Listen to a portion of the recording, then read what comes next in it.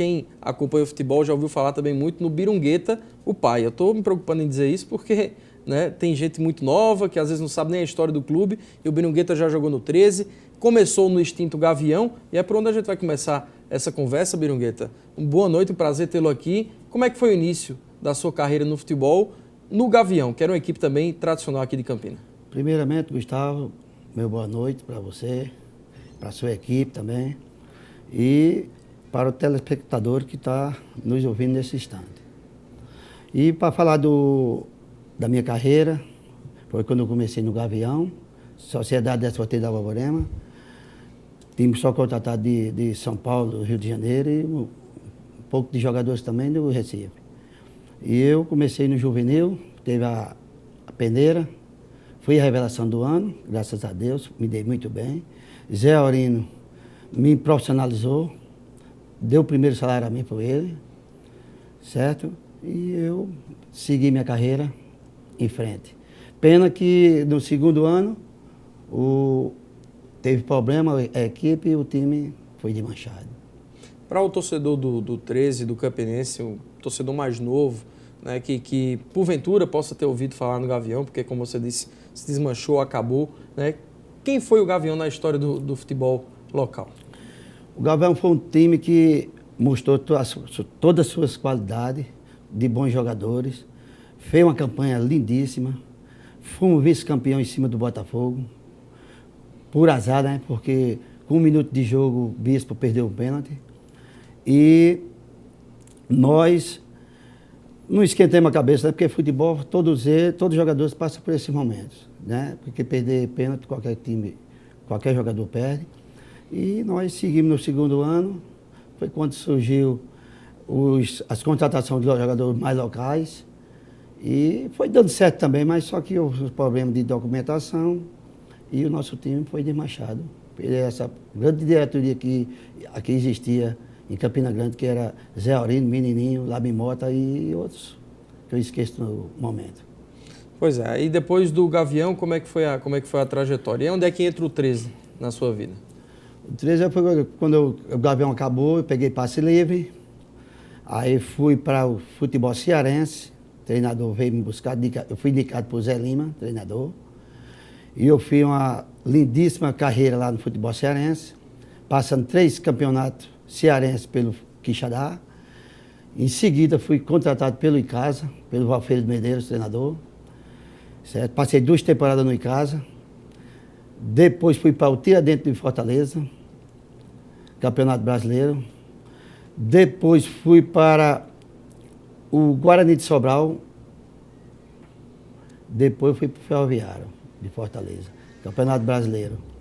Daí comigo lá se encontrava meu amigo Israel, Carioca, e o meu amigo Sussu, que é daqui de Campina Grande.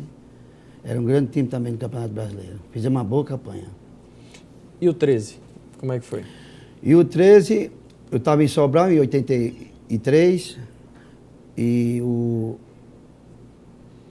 Zé Santos era o supervisor aqui de Campina Grande, pediu indicação a um grande treinador que hoje está lá no céu, que é o Valfredo Medeiros, e ele me indicou e Zé Santos me contratou, graças a Deus eu fiz uma belíssima campanha pelo 13 no Campeonato Brasileiro, titular absoluto da posição. Na lateral esquerda? Na lateral esquerda. E com o término do Campeonato Brasileiro, começou o Campeonato Paraibano, eu saí com 12 pontos, porque eu recebi uma grande proposta do Guarani de Sobral e eu não ia perder, certo? Porque era uma grande proposta e eu não ia passar o ano todinho ganhando aquele salário que eu ganhava no 13. Era um bom salário também, mas eu tive uma proposta melhor e eu tive que sair. Entendeu? E a diretoria entendeu e facilitou minha saída e contrataram o Bezerra, que era um grande jogador, que também deu conta do recado, graças a Deus, né? Na época em que você jogava como lateral, se usava ainda, eu acho que o ponteiro, né, o ponteiro esquerdo, o ponteiro direito, né, e a gente vê no futebol de hoje que é um pouco diferente, né? O lateral antigamente ele não podia estar se arriscando tanto assim no ataque, ele tinha uma função defensiva mais importante e o ponteiro só praticamente marcava ali até o meio campo. Como é que você vê essa transformação aí na posição? Não, primeiramente, nós marcava, né? E na hora que a gente tivesse posse de bola, a gente ia ao apoio. Certo? Que quando a gente ia no apoio que passava ao lado do ponto esquerda, muitas vezes o ponto esquerda fazia nossas laterais. Entendeu? E eu já voltava pelo meio, cobrindo ali a quarta zaga. Quando o ponto esquerda também voltava, o quarto zagueiro também cobria, né? Ou o volante. E ali a gente fazia o entrosamento, né? Conversando, a gente chegava num denominador. Agora, uma coisa que a gente vê que é fato hoje é que o lateral não sabe cruzar, né? Na seleção brasileira, a gente fica abismado, né, por ver laterais que podem ter vigor físico, chegam no ataque, como tem o Marcelo. O Marcelo até que tem um pouco mais de qualidade, mas o Daniel Alves a gente vê, né, com tanta experiência, mas parece que nunca aprendeu a cruzar. O Cafu também, que marcou época no Brasil, mas nunca soube cruzar. O Jorginho cruzava muito melhor do que ele, não é? O que falta, na sua opinião? É treino? Falta base para esses jogadores? Muito bem, você falou agora uma coisa que é muito importante no futebol. Os laterais cruzar e no fundo cruzar, como lateral direito, como lateral esquerdo, né?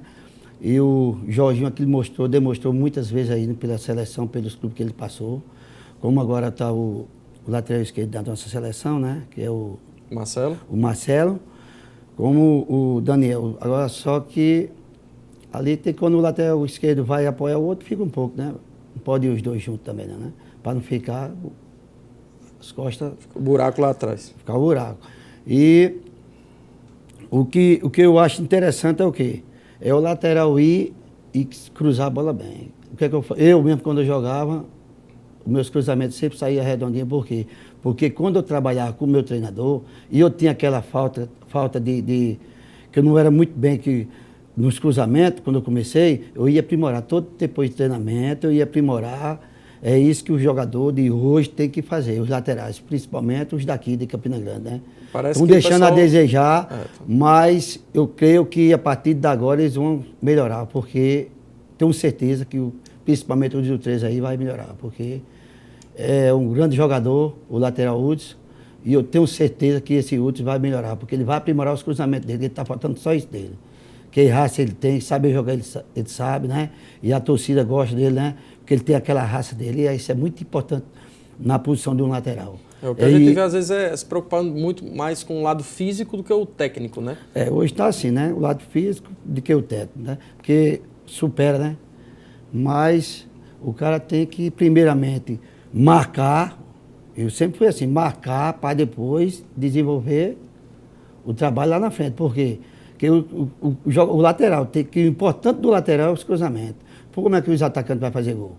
Hoje a gente olha os laterais, a maioria chega uma vez no fundo para cruzar uma bola, né? Quando cruza duas bolas, três vai ruim e uma vai certa, né? E quando vai certa, geralmente salva os gols, né? Pois é.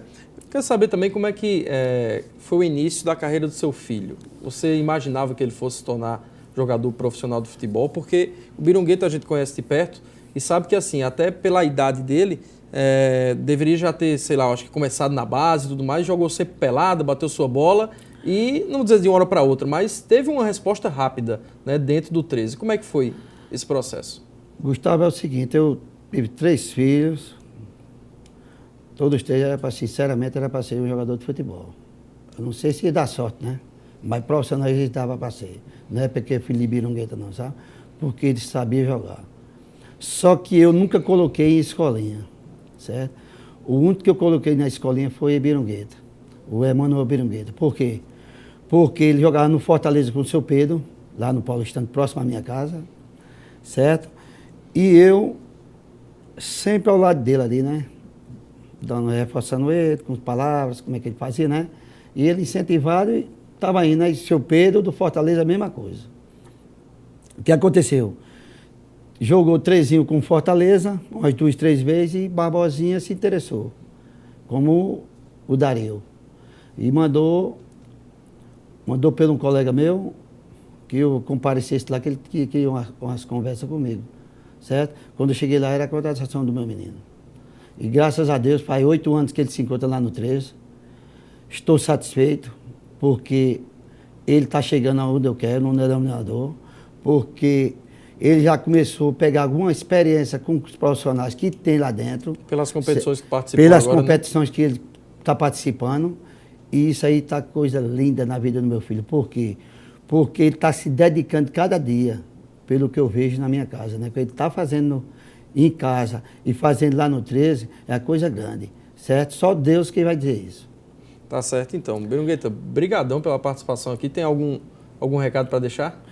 É só mandar um abraço para meus filhos, os que é casado, mandar um beijo para minha esposa que está me assistindo nesse instante. E eu creio que, resumindo tudo, que Jesus vai fazer coisa grande na vida do meu filho. Sabe por quê? Porque é um cara dedicado, um cara que não tem vício, certo? E isso é muito importante para a vida, na carreira de futebol do jogador. E o apoio em casa também, lógico. Né? O apoio, graças a Deus, a gente dá apoio a ele. E ser humilde e obedecer o nosso treinador, porque é muito importante isso. Entendeu? E eu lhe agradeço, Gustavo, pela a rica oportunidade que você me deu aqui hoje, que eu vim até aqui para falar essas palavras. E agradeço a sua turma também, que tem os amigos meus também que trabalham com você. O Wilton aí. O Wilton, principalmente o Wilton, viu? Eu agradeço muito e espero que outra oportunidade, se você precisar de minha pessoa, se eu for útil a você, eu estou à sua disposição. Com certeza, e o prazer é nosso, né, de ter pessoas que contribuíram com o nosso futebol. No seu caso, né, agora ainda continua contribuindo porque tem um filho aí, né, batendo bola e também levando sua experiência para ele. Né, então, de certa forma, ainda contribui com certeza com o nosso futebol. É papel nosso, como eu sempre disse aqui, né, resgatar um pouco da história do nosso futebol. A gente sabe que tem muita coisa ainda para se falar, muita coisa para se mostrar, mas eu acho que aos poucos a gente vai cumprindo, né, com o nosso TV aqui na TV Itararé, a TV Cultura, uma TV, né, educativa, uma TV pública, né, e que você merece um pouco mais do que a informação diária. E esse pouco, né, mesmo que eu ache que esse pouco ele é muito, né, passa por pessoas como Birungueta, entre outros, que por aqui passaram e vão passar através dessa forma, eu acho que diferente de tratar, né, o jornalismo local, o jornalismo esportivo. Pessoal, muito obrigado a você que está em casa.